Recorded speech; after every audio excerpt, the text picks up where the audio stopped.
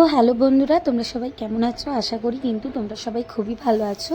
তো আজ প্রায় 2 মাস পর একটি বড় ব্লগ নিয়ে চলে এলাম। সকালে ঘুম থেকে উঠেই ব্লগিং স্টার্ট করে দিয়েছি। তাছাড়াও তোমাদের সাথে প্রচুর প্রচুর দিন হয়ে গেছে দেখা করিনি। তো এখানে আমার দিদা এসেছে বাড়িতে, আর অনেক রকমের রান্না ছিল, তার সাথে অনেক গিফট ছিল। তো চলো শুরু থেকে শুরু করা যাক ব্লগটি আজকের। তো হ্যালো গাইস, তোমাদের সবাইকে আসসালামু আলাইকুম, আর তোমাদের সবাইকে ওয়েলকাম টু জোয়ার ডেলি ব্লগসে। তো আশা করছি তোমরা তোমাদের বাড়িতে সবাই খুব ভালো আছো, আমিও খুব ভালো আছি। আর আজকে ব্লগটি স্টার্ট করেছি, প্রচণ্ড বেলা হয়ে গেছে, প্রায় দুপুর হচ্ছে, অনেকটা দুপুর হয়ে গেছে, কারণ ছিল। আর এখন বাজার দোকান করে এনেছি, আজকে অনেক কিছু কেনাকাটিও করেছি। তো প্রায় অনেক দিন হয়ে গেছে, গলাটা একটু বসে গেছে, তাই একটু ফাটা আওয়াজ হয়ে গেছে আমার আওয়াজটা, তার জন্য কিছু মনে করো না কেউ।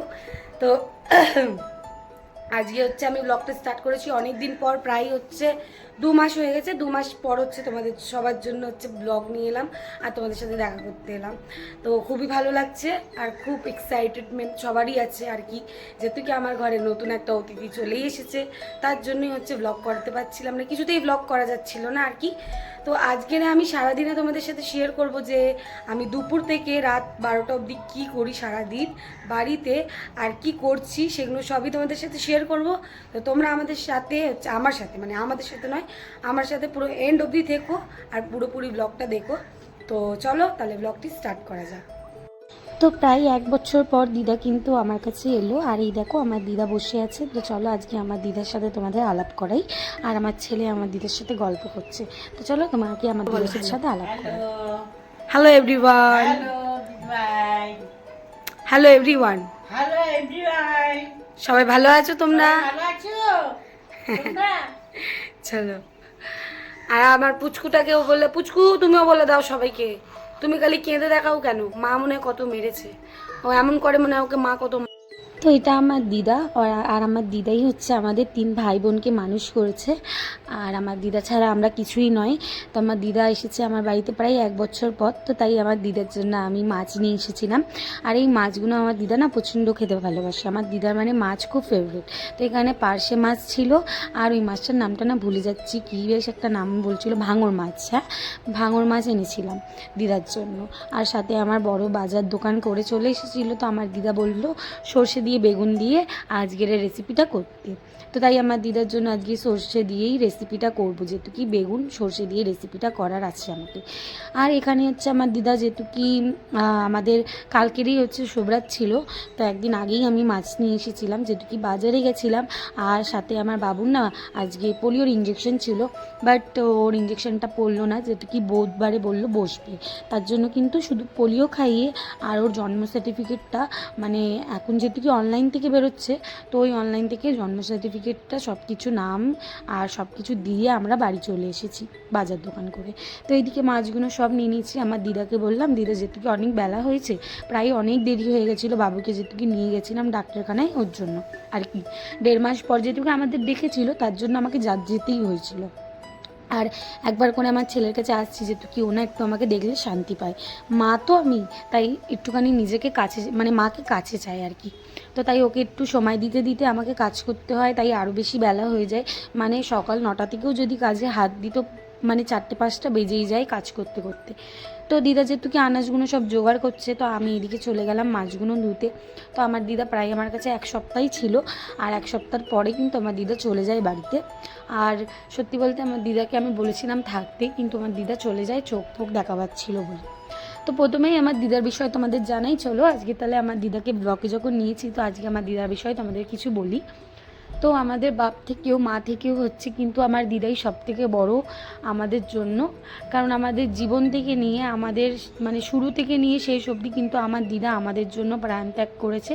তাছাড়াও অনেক পরিশ্রম করেছে আমাদের জন্য, আমাদেরকে কখনো কোনো জিনিসের অভাব দিত না।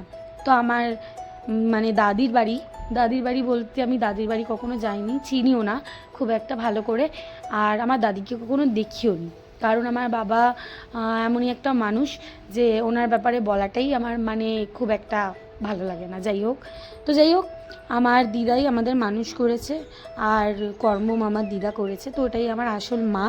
আমাদের পক্ষে যতটা সম্ভব হয় আমরা করার চেষ্টা করি, এবং তেনাকেও আমাদের দেখতেই হবে। কিন্তু অনেক বিষয়ে থাকে যেখানে হচ্ছে কিনা প্রবলেমের জন্য আমরা পারি না, আর কিছুই না। তো আমার দিদা আমার কাছে প্রায় 1-2 বছর পর এসেছিল, বিয়ের সেই একটা রাত একদিন এসেছিল। তারপরে কিন্তু এই আমার দিদা আমার কাছে এলো 40 দিন পর, মানে আমার বাবু হওয়ার পর, এই 2025-এ। তো আমার দিদা এসেছিল, আমাকে বেশ ভালো লাগছিল, যেহেতু কি আমি বাড়িতে একা থাকি, আর ঘরেতে না সত্যি বলতে মা বলো বা দিদা বলো থাকলে না ঝগড়া করি, লড়াই করি, সাথে হচ্ছে অনেক হাসি মজা করি, আর আমার না ভালো লাগে, বেশ ভালো লাগে। তো কেন নিজের মানুষের সাথে খুব ঝগড়া করা যায়, নিজের মানুষের সাথে হচ্ছে অনেক কিছু করা যায়, যেটা কিন্তু অপর মানুষের সাথে করা যায় না। নিজের মানুষের সাথে তুমি যতই যা করো কিন্তু সে ভুলে যাবে, এক্ষুনি ভুলে যাবে। বাট এটা যদি অন্য কারোর সাথে করি কিন্তু সে ভোলে না, সে নিজের মনেতে সেটাকে সারা জীবন লিখে রেখে দেবে। তাই মা দিদা এরা হচ্ছে আমার জীবনে একটা সবথেকে বড় জিনিস। এদের দুজনকে হারাতে আমি খুব ভয় করি, তাই আমি পরিস্থিতির যতই কিছু থাক কিন্তু ওদের দুজনকে কখনো ছাড়তে পারবো না।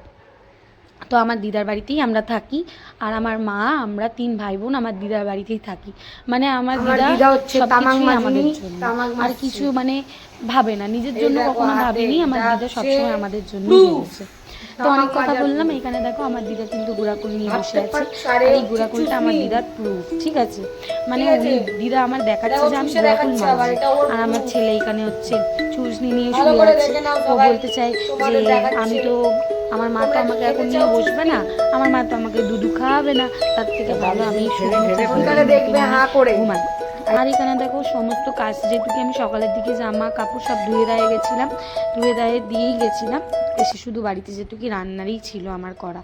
তো আমার দিদা এখানে আনাজ সব জোগাড় করে দিয়েছে, এখানে বাসন কোসন আর প্রত্যেকটি জিনিস দেখতে পাচ্ছ নিচে রাখা রয়েছে। আর এখানে রান্নাঘরের অবস্থাও প্রচণ্ড খারাপ।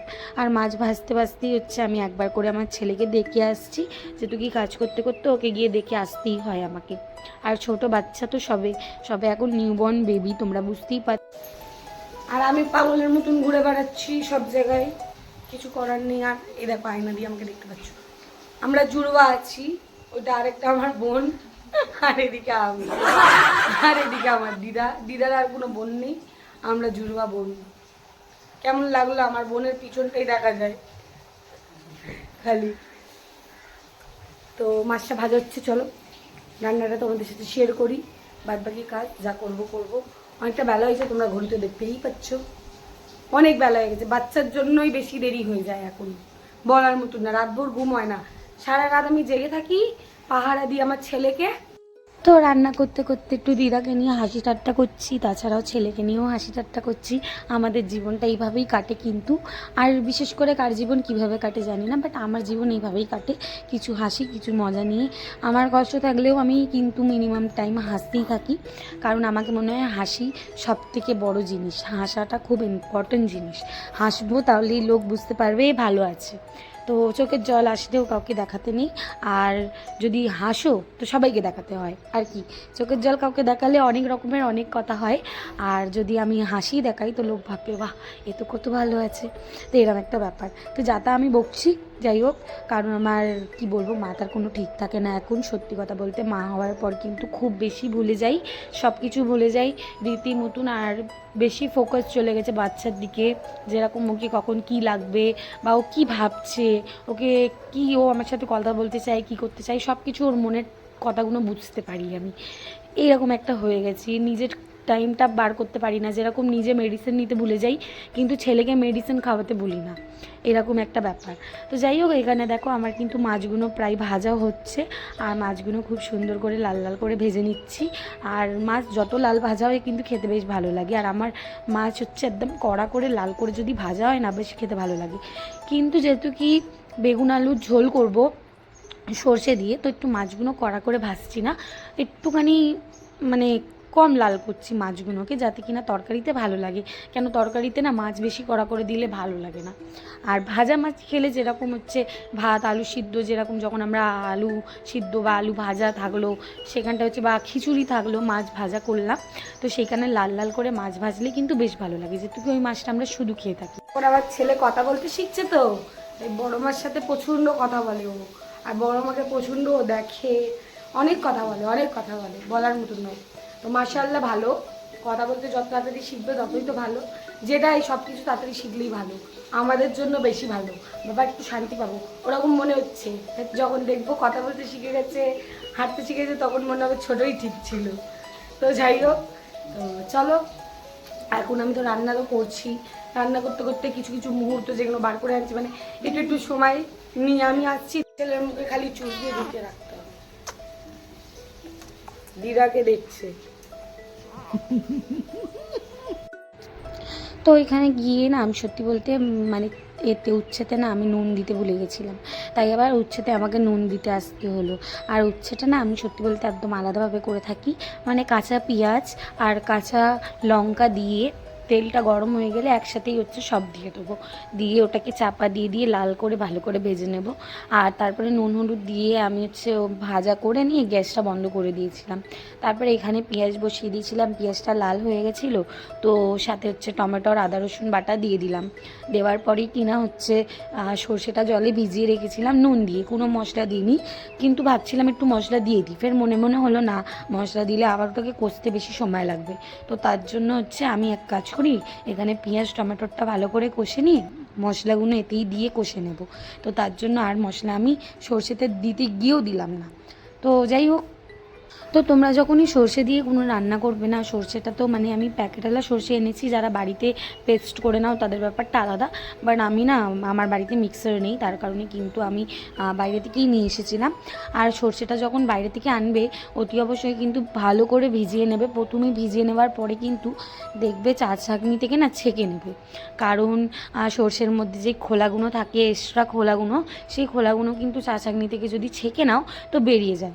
তো চলো তোমাদের আমি দেখাবো অতি অবশ্যই। তো এখানে আমি যাবতীয় মশলা দিয়ে দিলাম, দিয়ে ভালো করে সামান্য জল দিয়ে কষে নিলাম, কারণ রান্নাটা করতে না সত্যি বেলা হচ্ছিলো, আর তাড়াতাড়ি করে আমাকে করতে হচ্ছিলো।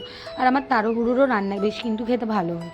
এক কড়া তরকারি করেছিলাম, রাতের মধ্যেই শেষ হয়ে গেছে, রাতের বেলাও কম হয়ে গেছিলো, এমনি একটা ব্যাপার। তো এখানে দেখো আমি ছেঁকে নিচ্ছি সর্ষেগুলো। আর হ্যাঁ, আমি কিন্তু তোমাদের রান্নার রেসিপি শেয়ার করি না, বাট হ্যাঁ, যেহেতু কি আমি সমস্ত কাজ তোমাদের সাথে শেয়ার করি, তাই আমি কি রান্না করছি কীভাবে করছি সেটা তোমাদের সাথে শেয়ার করে থাকি। আমি যেভাবে এখানে প্রসেসিংগুলো করলাম, তোমরা যদি চাও তো অতি অবশ্যই করতে পারো। আমি না একটুখানি মানে আমার ভয়েসটা যেহেতু কি একটু খারাপ আসছে, কেন আমার গলা বসে গেছে বলে, তাই এই জন্য একটু কথা আমার এড়িয়ে যাচ্ছে, তার জন্য কিন্তু আমি খুব বেশি দুঃখিত আমার আওয়াজটার জন্য। তো তোমরা একটু বুঝে নিও আমার আওয়াজগুলো, ভয়েসগুলো বা কথাগুলো যেগুলো ভুল হয়ে যাচ্ছে, সেগুলোর জন্য অনেক অনেক সরি। তো এখানে দেখো সর্ষে দিয়ে ভালো করে নাড়াচাড়া করে নেবার পরে কিন্তু এখানে আলুগুলো দিয়ে দিয়েছি। যেহেতু কি আলু গলতে সময় লাগে, বেগুনটা কিন্তু খুব তাড়াতাড়িই গলে যায়, তার জন্য কিন্তু আলুটা আমি হাফ কুক করে নেবার পরে এখানে দিয়ে দিলাম বেগুনটা দিয়ে ভালো করে নাড়াচাড়া করে নিলাম। নাড়াচাড়া করে নেওয়ার পরে মানে মাপামাপি জল দিলাম, আর মানে যতটা আমার পরিমাণ মতন জল লাগবে ততটা জল দিলাম। দেওয়ার পরে কিন্তু ভালো করে নাড়াচাড়া করে নেব, যেহেতু কি এটাকে একটু মাখো করতে হবে, তারপরে ঝোল করব। মাখো করার পরে ঝোল করলে একটু গ্রেভিটা খেতে বেশ ভালোই লাগে। তো এখানে চাপা দিয়ে দিলাম, আমি কিছুক্ষণ চাপা দিয়ে দিই। দেওয়ার পরে এসে এখন দেখি একদম তরকারি দিকে মানে খুব ভালোইভাবে হয়ে গেছে, দেখতেই পাচ্ছ মাখো হয়ে গেছে। গ্রেভিটা অনেক বেশি মরেছিল, মানে জলটা আর কি মরেছিল, মানে কি সরি মরেছিল না, মানে জলটা একটু শুকিয়ে গেছিলো, তো তাই আবার আমি পরিমাণ মতন জল দিয়ে মাছগুলো দিয়ে দিলাম। তো মাছগুলো দেওয়ার পরে ওপর থেকে একটু জল দিয়ে দিলাম, দেওয়ার পরে ধনেপাতা দিয়ে দিলাম, দিয়ে একটু নুনটা কম হয়েছিল, সেই জন্য নুনটা আবার বেশি করে দিয়ে দিলাম। দেওয়ার পরে ওপর থেকে দিয়ে দিলাম কাঁচা লঙ্কা, দিয়ে ভালো করে ফুটিয়ে নেওয়ার পরেই কিন্তু আমার রেসিপিটা রেডি হয়ে যাবে। তো আজকে ভাঙর মাছের সর্ষে দিয়ে আর বেগুন দিয়ে আলু দিয়ে করলাম ঝোল। তো তোমরা দেখতেই পেলে কিভাবে করলাম, তোমরা চাইলে কিন্তু একবার ট্রাই করে দেখতে পারো। সবাই সবার মতন করে, আমি আমার মতন করলাম। তো এবারে আমি দিদাকে গিয়ে এটা টেস্ট করে দেখাবো, দিদাকে জিজ্ঞাসা করব যে দিদা নুন ঝাল সব ঠিক আছে কিনা।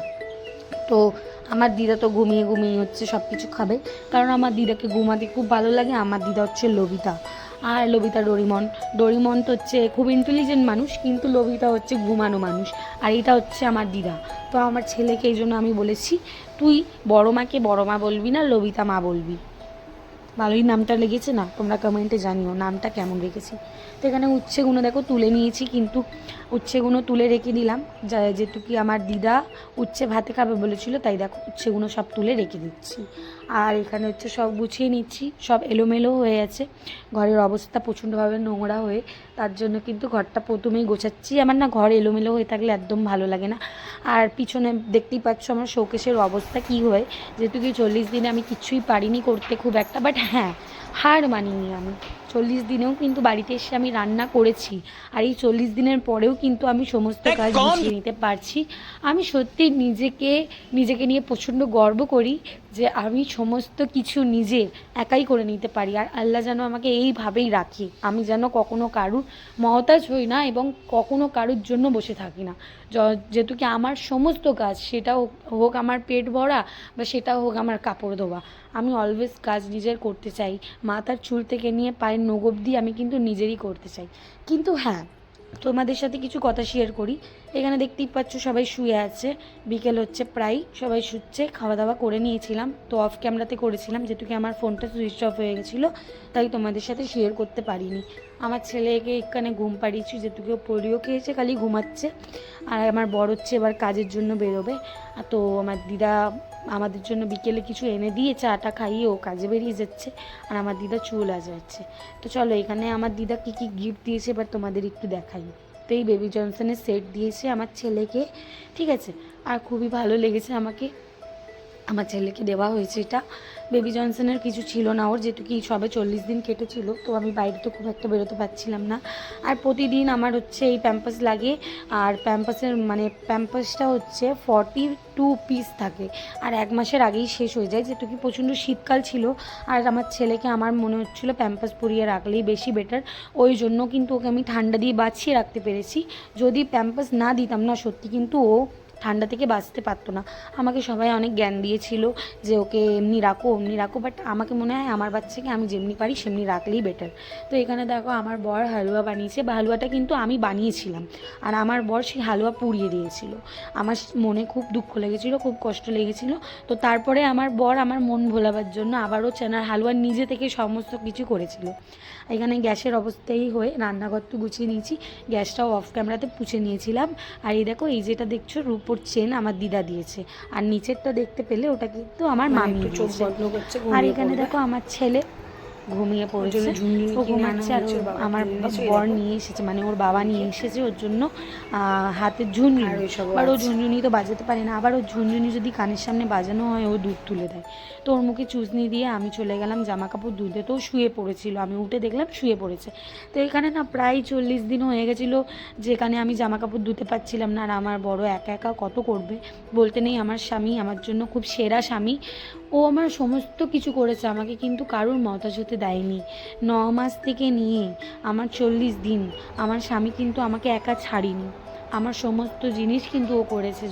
যখন থেকে ও জেনেছে যে আমি মা হব, তখন থেকে কিন্তু আমাকে একটা নখ পর্যন্ত কাটতে দেয়নি, সমস্ত কাজও করেছে, এমন একটা ব্যাপার। তো আমার কাছে আমার স্বামী খুব সেরা স্বামী, যেন আল্লাহ আমার স্বামীকে সবসময় ভালো রাখে। আমার 40 দিনে আমার যত কিছু সব কিছু ও করেছে, আমাকে কখনো বলিনি একে বলো এসে করে দিতে। ও কাজ থেকে বাইরে কাজ থেকে নিয়ে ঘরের সমস্ত কাজ গুছাতো, এছাড়াও আমাকে রান্না করে পর্যন্ত খাইয়েছে আমার স্বামী, যে স্বামীকে আমি কখনো রান্নাঘরে ঢুকতে দিই না। তো আমি খুব হ্যাপি, মনে হয় আল্লাহ আমি কিছু ভালো করেছিলাম, যেই ভালোর কিন্তু কর্ম আমার স্বামী থেকে পাচ্ছি, আমার স্বামীর থেকে পাচ্ছি। ও আমাকে অনেক সুখী রাখে, আমি ওকে যতই যা করি, ওকে হয়তো মারবো কিন্তু ও কখনো ঘুরিয়ে আমাকে মারে না। ওকে যদি আমি কিছু কথা বলে দিই, কখনো ঘুরিয়ে আমাকে উত্তর দেয় না। মাঝে সাঝে রেগে থাকলে হয়তো আমাকে দুটো বড় কথা বলে দিল, বলে ফের আফসোস করে, আমাকে বুকে জড়িয়ে নিয়ে আমাকে বোঝায়, আমি এই জন্য বলেছিলাম। তো আমার বেশ ভালো লাগে। তো এখানে আমার ছেলেকে মালিশ করছি, আর আমি ওর বডিটা দেখালাম না, কেন বলো তো, রিজন হচ্ছে এটাই, ও এখন অনেক ছোট, আর আমার বর আমাকে বারণ করেছে, তার জন্য কিন্তু আমি এখানটায় তোমাদেরকে আমার বাবুকে পুরো ফুল বডি দেখাতে পারছি না। যেটুকু ও একদিন বড় হবে তো ওকে ওইভাবে না দেখানোটাই উচিত, কারণ ও বড় হবে একদিন, ওর মাথায় তো এখন বুদ্ধি নেই, বাট আমি তো মা, আমার মাথায় বুদ্ধি থাকতেই হবে, ওকে যেমনি তেমনি করে তো ভিডিও করে দিলে হয় না। তো এখানে হচ্ছে দেখো আমার ছেলেকে আমি 2 টাইম মালিশ করি, 2 টাইম পরিষ্কার করি, যেহেতু কি এখনও ছোট, ওকে যেইভাবে রাখা হবে সেইভাবেই ও থাকবে। আর অনেক শীতকালের কারণে কিন্তু ওকে 2 টাইম আমি সর্ষের তেল দিয়ে না, মানে জলের মতন সর্ষের তেল দিয়ে ওকে মালিশ করতাম।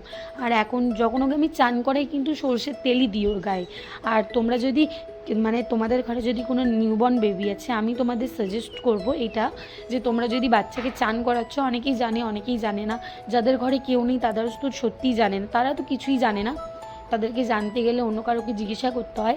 বাট হ্যাঁ, সব কথা মানুষের শুনলে চলবে না, কিছু কিছু মুহূর্ত নিজেদেরকেও করতে হবে এবং নিজেদেরকেই শিখতে হবে, নিজের বাচ্চাকে নিজের মতনই রাখার চেষ্টা করবে। কারণ তুমি মা আছো, তুমি জানো তোমার বাচ্চাকে তুমি কেমনি রাখতে পারবে।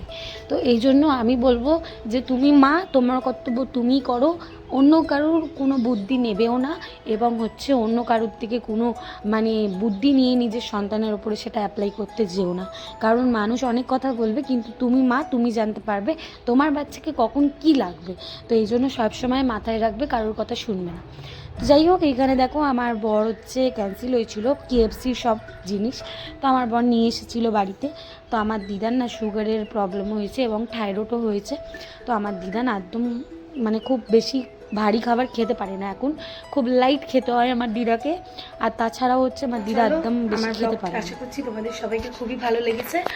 আর এবারে আমি যাচ্ছি শুতে, প্রচণ্ডভাবে ঘুম পাচ্ছে, আর মানে জাগার মতন অবস্থায় নেই আমি, চুল আজরাবো, তারপরে হচ্ছে ঘুমিয়ে পড়বো। আমার ছেলেও উঠে গেছে, ওকে একটুখানি নিয়ে খেলা করে ঘুমিয়ে পড়বো। তো তোমাদের যদি ব্লগটি ভালো লেগে থাকে অবশ্যই কিন্তু একটা সাবস্ক্রাইব করে দিও, পাশে থাকা বেল আইকনকে অল করে দিও, যাতে কিনা আমার অল নোটিফিকেশনটা তোমাদের কাছে পৌঁছাতে পারে, আর তোমরা আমার অলওয়েজ ব্লগ দেখতে পারো। এছাড়াও হচ্ছে তোমরা আমার শর্ট ব্লগ দেখতে পারো, তাছাড়াও হচ্ছে তোমরা আমার ফটো, প্রোফাইল, আই থিঙ্ক বগেরা বগেরা বগেরা ব্লা ব্লা ব্লা সব কিছু দেখতে পারো। তো যাই হোক, তোমরা সবাই জানো আমি একটু কমেডি করতে থাকি, হাসি ঠাট্টা করতে থাকি, আমার বেশ ভালো লাগে। তো এখন অনেক বেশি বকেই যাচ্ছি, আমার বকতেও ভালো লাগে। তো যদি তোমাদের ভিডিওটা ভালো লাগে তো একটা লাইক কমেন্টও করে দিও, লাইক কমেন্ট করতে কিন্তু ভুলো না। আর অতি অবশ্যই কিন্তু একটা কমেন্টে জানিও ভিডিওটি কেমন লাগলো। আর খুব তাড়াতাড়ি হচ্ছে রমজান নিয়ে, আমি রমজানের ভিডিও নিয়েও চলে আসবো, তো কেন কিছুদিন পরে হচ্ছে, তাই কারণে ওয়েট করছি। আর চলো তাহলে আজকের মতন টাটা, আর তোমাদের সবাইকে আল্লাহ হাফিজ। দেখা হচ্ছে পরে কোনো নেক্সট ব্লগ নিয়ে। তো আজকের মতন তোমাদের সবাইকে আল্লাহ হাফিজ।